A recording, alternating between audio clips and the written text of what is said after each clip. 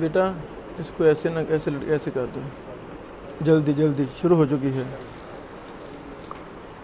ہم بحث کر رہے تھے صحیح حدیث، نہیں بیٹا اس کو ادھر کریں، میری طرف کر دیں، چہرہ میری طرف کریں، نہیں ایسے کریں فرنٹ، ہاں ایسے کریں، جلدی لگا دیں، چل رہا ہے، نہیں ایسے کریں بیٹا، آپ اٹھو، کیمرہ بیک ہوا فرنٹ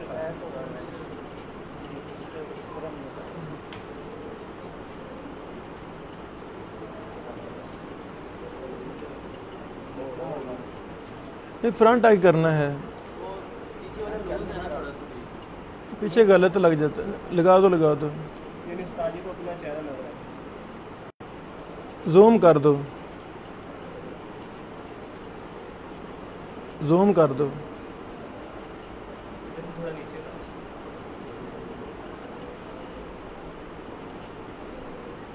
ادھر کر دو، اوکے اوکے اوکے، بس چھوڑ دیں، شکریہ۔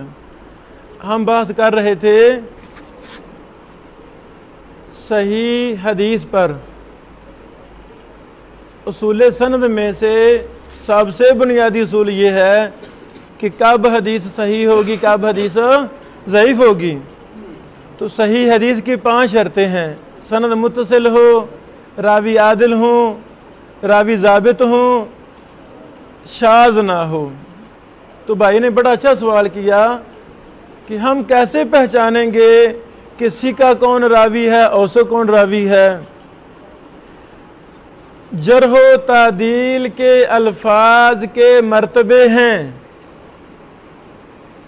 مراتبے جرح و تعدیل ہیں۔ سارے ضعیف راوی کیا ایک درجے کے ہیں؟ نہیں، جتنا کسی راوی میں ضعف تھا محدثین نے اتنا ہی بیان کیا ہے۔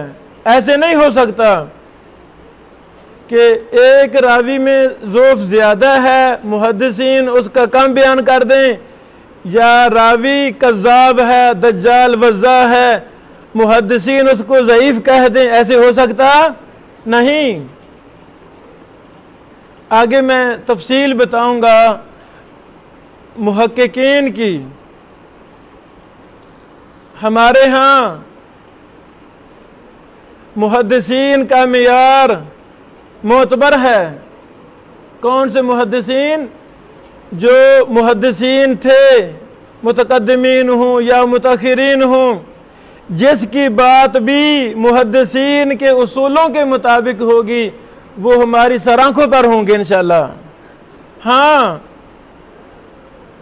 جس محدث کی تحقیق ٹکرا رہی ہوگی اصول محدثین کے ساتھ، اس کی بات کو لیا جائے گا؟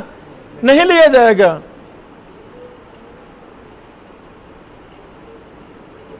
میں نام لے لیتا ہوں، مثلا بشار عواد ایک مشہور محقق ہیں اردن کے، شعیب ارناؤوت رحمہ اللہ بھی محقق ہیں اردن کے، بڑے دونوں نے کام کیے۔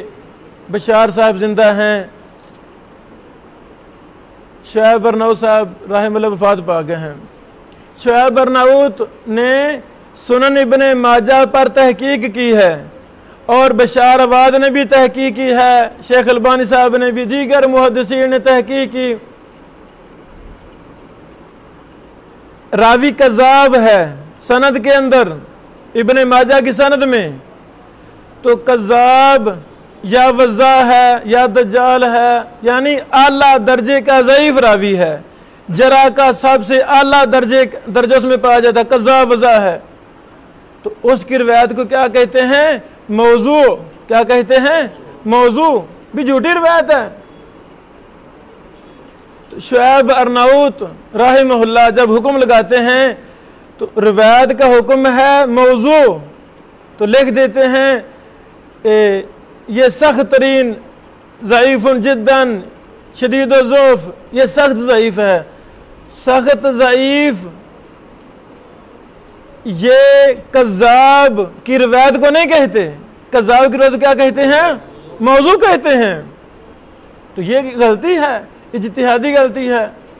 تو بہرحال آگے کے یہ ایک दरासा में हम तफसील बयान करेंगे इंशाअल्लाह अज़ीज़। अइम्मा मुहद्दिसीन ने इसी तरह तौसीक के भी दर्जा बंदी की है। क्या तमाम सिका रावी एक ही दर्जा के हैं? नहीं। अइम्मा मुहद्दिसीन रहमहुल्लाह ने दर्जा बंदी की है कि फलां सिका है, फलां औसक है। हमने मिसाल से समझाया जैसे क्लास में तमाम तलबा सिका हों, अच्छे हों, लेकिन एक दो साथी सबसे ज्यादा सिका होते हैं। तो मैं ये समझा रहा था कि कैसे चलेगा पता कि ये शाज है, कैसे चलेगा पता? तो हमें उस हदीस की तमाम सनदों को इकट्ठा करना होगा। सनद को इकट्ठा करने का एक तरीका है, एक तरीका है। जब हम दरासा शुरू करेंगे कल से इंशाअल्लाह हमारा यही काम होगा। इब्ने माजा की पहली हदीस की तमाम सनदों को मैं आपके सामने व्हाइट बोर्ड पर इकट्ठा करके दिखाऊंगा। वहां से हमारे बड़े मसले हल होंगे। एक ही उस्ताद के 3 शागिर्द बयान कर रहे हैं एक रिवायत को, लेकिन वो तीनों एक दर्जा के नहीं हैं। कोई सदूक होगा, कोई सिका होगा, कोई औसक होगा। फिर इन मुख्तलिफ दर्जा के रावियों के जो मतन हैं उनको भी हम देखेंगे, अल्फाज को देखेंगे, मतनों को देखेंगे, अल्फाज को भी देखेंगे। नहीं चली, नहीं चली, नहीं चली।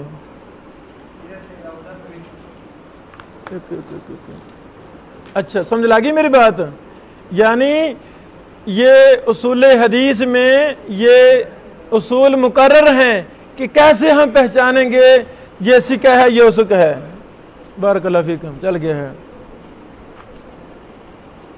समझ लगी मेरे ख्याल में? शाज रिवायत शाज नहीं होनी चाहिए। शाज का ताल्लुक किसके साथ है? सनद के साथ के मतन के साथ? मतन के साथ है। शाज का ताल्लुक मतन हदीस के साथ है। शाज रिवायत का हुक्म क्या है? शाज रिवायत ज़ईफ होती है, शाज रिवायत ज़ईफ होती है। शाज रिवायत जो लफ्ज़ शाज साबित हो जाए वो क्या है? ज़ईफ होता है।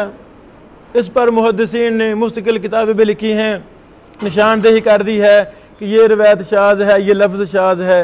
अल्लाह मुहद्दिसीन पे करोड़ों रहमत नाज़िल फरमाए। इस पर मज़ीद काम की ज़रूरत है, शाज पर मज़ीद काम किया जाए। आखिरी शर्त, 5वीं शर्त कि वो मालूल ना हो, वो मालूल ना हो। क्या मतलब है? उस हदीस में इल्लत कादिहा ना पाई जाए। इल्लत कादिहा ऐसी इल्लत जो ज़ोफ का सबब बन रही हो। इल्लत से मुराद क्या है? जो ज़ोफ का सबब बन रही है वो इल्लत उसमें ना पाई जाए, वो इल्लत उसमें ना पाई जाए। अगर ऐसी इल्लत है जो ज़ोफ का सबब नहीं है, ऐसी इल्लत जो ज़ोफ का सबब नहीं है, तो वो इल्लत कादिहा है ही नहीं। और यहां इल्लत से मुराद क्या है? इल्लत कादिहा। इल्लत से क्या मुराद है? इल्लत कादिहा मुराद है। समझागी मेरी बात? इल्लत के आगे के ये उसूल ज़वाबित हैं, इल्लत की पहचान के उसूल हैं, कवायद हैं। जैसे जरह व तदील के कवायद हैं, इसी तरह इल्लत के कवायद हैं। इल्ल पर मुस्तकिल किताबें हैं, इल्ल पर मुस्तकिल किताबें हैं। अइम्मा मुहद्दिसीन ने किताबें लिखी हैं इल्लत पर। आगे समझे? मुकबिल बिन हादी अल-वादई अल-यमनी राहिमहुल्लाह, उनकी किताब है एक जिल्द में अल अहादीसु मुअल्ला ज़ाहिरुहा अस्सिहा, यानी ऐसी अहादीस ظاہری طور پر صحیح ہیں لیکن حقیقت میں وہ معلل ہیں، ضعیف ہیں، ان میں کوئی ضعف، خفیہ ضعف پایا جا رہا ہے۔ سمجھو علت کی تعریف کیا ہے؟ علت کسے کہتے ہیں؟ مختلف تعریفیں کی گئی ہیں۔ ثقہ راویوں کی غلطیوں کی پہچان،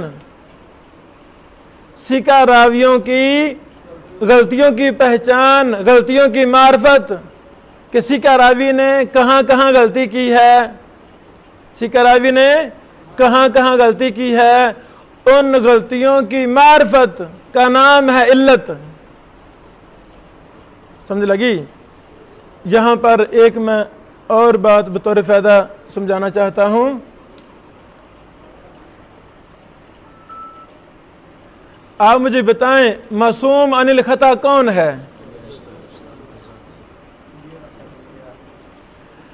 رسول اللہ صلی اللہ علیہ وسلم کے علاوہ کوئی شخص، صحابہ کرام، تابعین، محدثین وغیرہ وغیرہ، کیا آپ کسی کو کہہ سکتے ہیں کہ وہ معصوم عن الخطا ہیں؟ کہہ سکتے ہیں؟ اللہ اکبر! یہ اصول بڑا سمجھنے والا ہے۔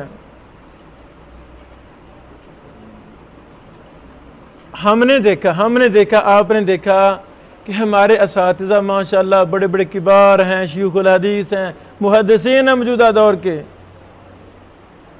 انسان ہونے کے ناطے ان سے بھی غلطی سرزد ہو سکتی ہے۔ آپ ایک استاد محترم سے صحیح بخاری، صحیح مسلم کوئی کتاب پڑھ رہے ہیں،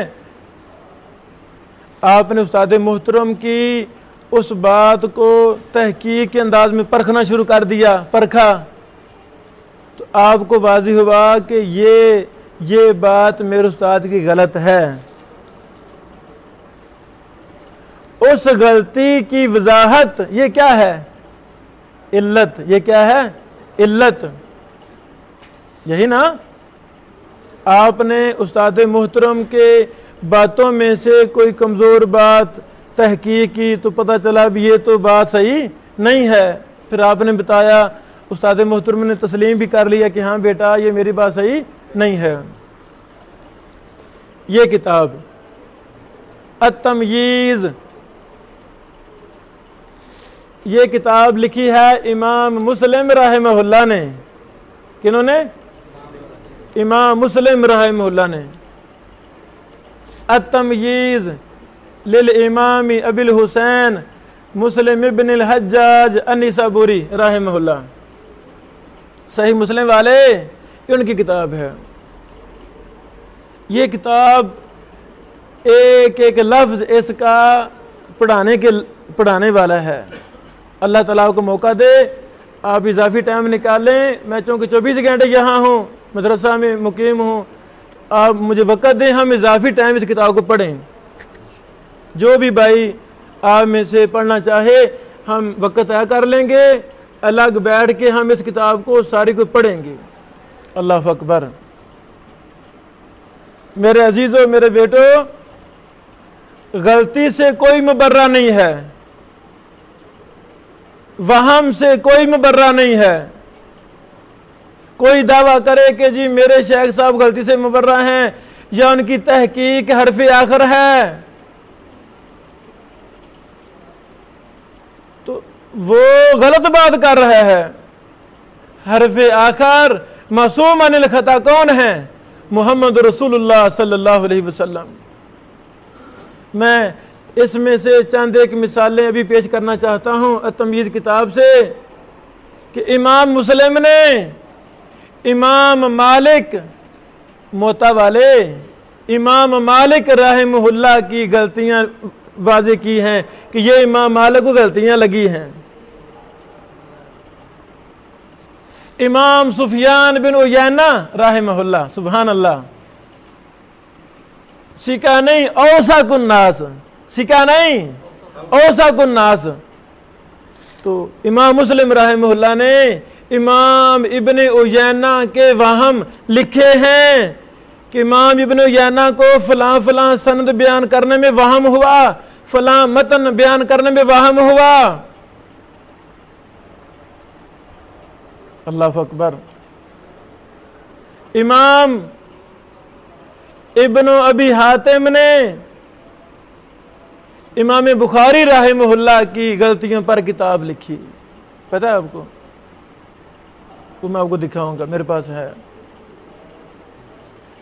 वो अलग बात है कि उसमें इब्न अबी ज़ुरा, इब्न अबी हातिम रहमहुल्लाह की बातें दुरुस्त हैं या गलत हैं। मौलवी यमानी रहमहुल्लाह यमन वाले, हैदराबाद रहे, फिर मक्का मुकरमा में रहे। अब्दुर्रहमान बिन यहया अल मौलवी अल यमानी, सुना नाम ना? अपने दौर के बहुत बड़े मुहद्दिस थे। अल्लाह अकबर। इंसान अल्लाह के लिए मुखलिस हो जाए, अपना जीना मरना हदीस की खिदमत बना ले, अल्लाह ताला उसे बड़े बड़े कारनामे सरंजाम ले लेता है। अब्दुर्रहमान बिन यहया मौलवी यमानी रहमहुल्लाह की 20 किताबें हैं, तकरीबन 26 जिल्दों में। आसार अल मौलवी अल यमानी के नाम से एक मसूआ, उनकी तमाम किताबों का, तमाम नहीं, छोटे छोटे रसायल का, छोटी छोटी किताबों का वो अलग मसूआ दारुल आलम फवाइद मक्का मुकरमा से तबाह हो चुका है। हमारे फाजिल दोस्त, बहुत बड़े मुहक्किक और मुहद्दिस शेख उज़ैर शम्स हमारे दोस्तों में से हैं, हाफिज़हुल्लाह, इंडियन हैं, वहाँ मुकीम हैं, मदीना यूनिवर्सिटी से फारग हैं। उन्होंने और उनकी टीम ने उसकी तहकीक की है, ये मतबू है, आसार अल मौलवी अल यमानी के नाम से। मौलवी यमानी रहमहुल्लाह की एक किताब का नाम है अत-तनकील।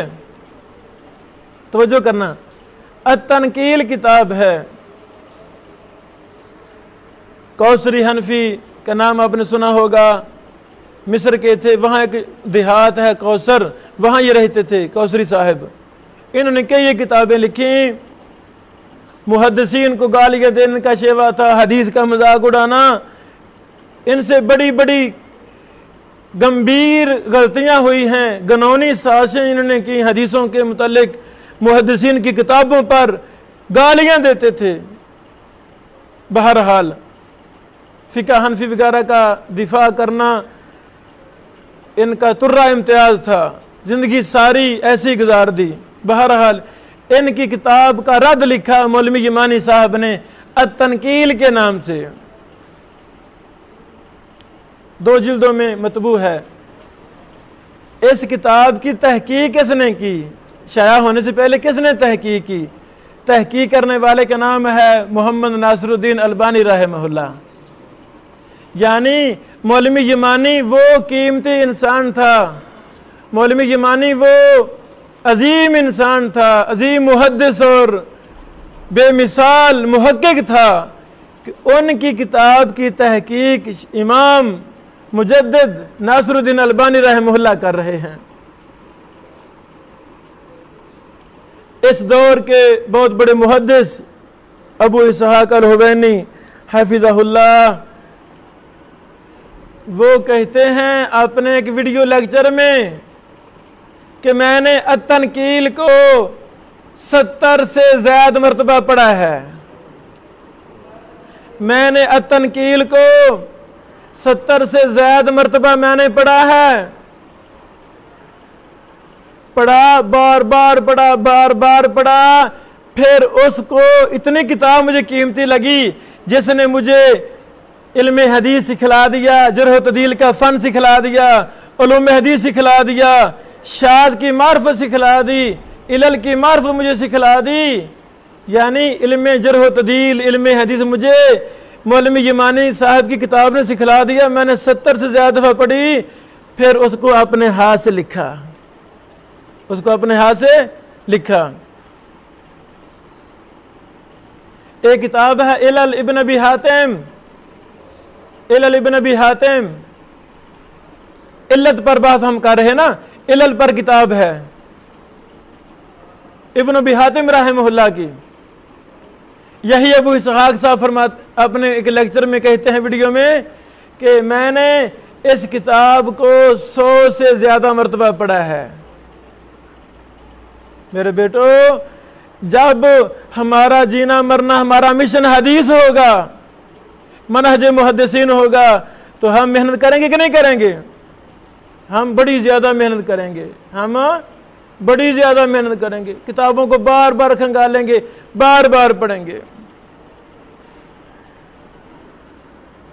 شیخ حافظ زبیر لزئی رحمہ اللہ میرے استاد محترم، انہوں نے مجھے خود بتایا کہ میں نے التنقیل کو 7 مرتبہ پڑھا، میں نے تنقیل کو 7 مرتبہ پڑھا، اور اللہ تعالیٰ نے مجھے علم حدیث علل جرح و تعدیل کا فن سمجھا دیا۔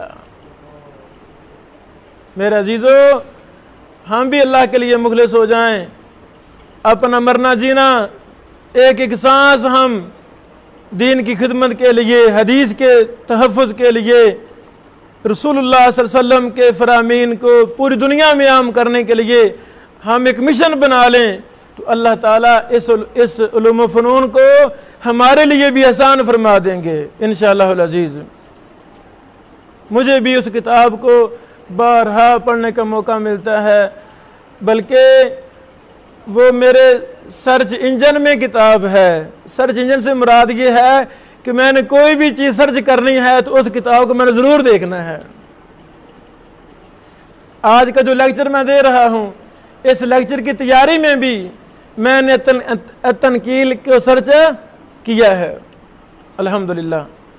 تو یہ بڑی قیمتی کتاب ہے۔ بات دور نکل گئی،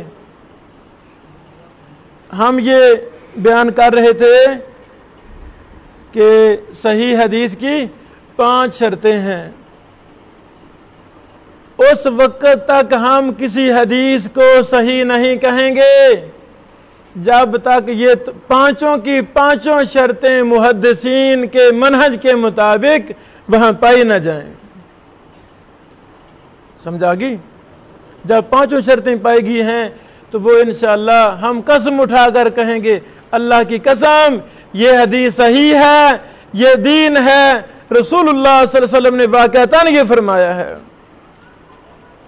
تو وہ علماء، وہ خطبہ، وہ مصنفین جن کا علم جرح و تعدیل سے تعلق نہیں ہے، علم حدیث ان کو پتہ ہی نہیں ہے، ایسے سو کر اٹھتے ہیں، ممبر پر بیٹھ کر کہنا شروع کرتے ہیں قال رسول اللہ، قال رسول، ایسے نہیں، پوچھ لیں بھی کہاں ہے۔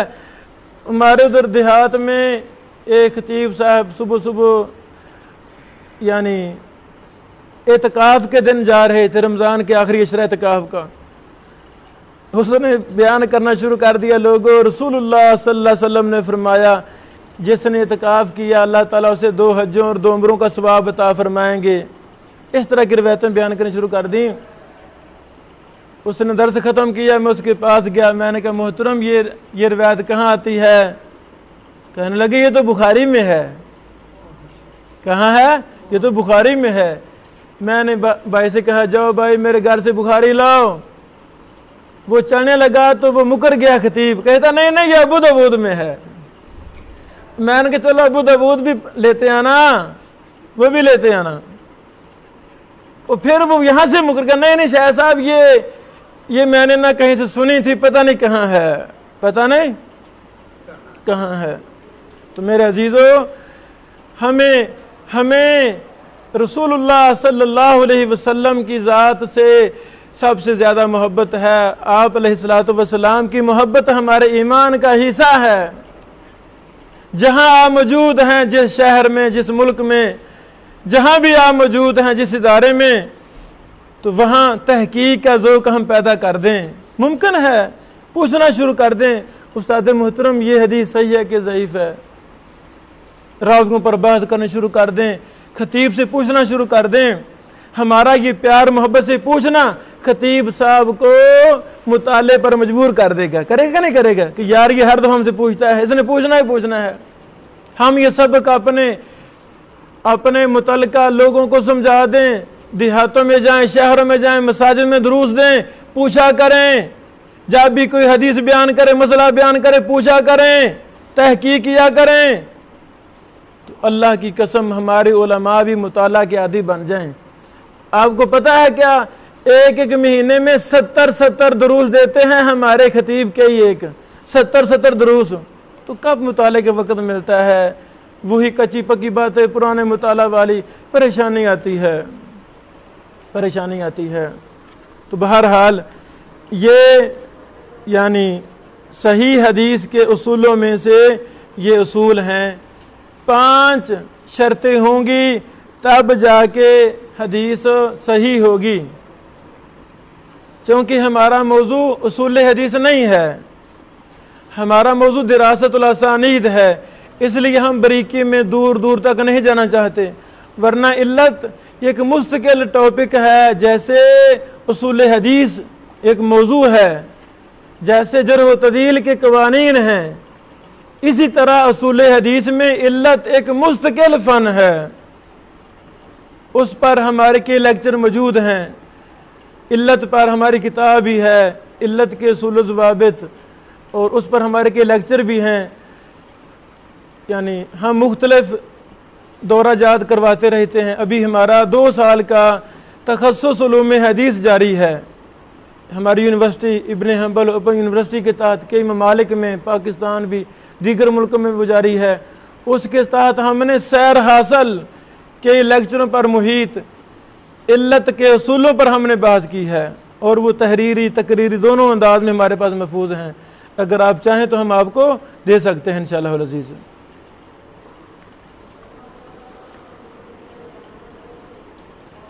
یہ چند باتیں تھیں اصول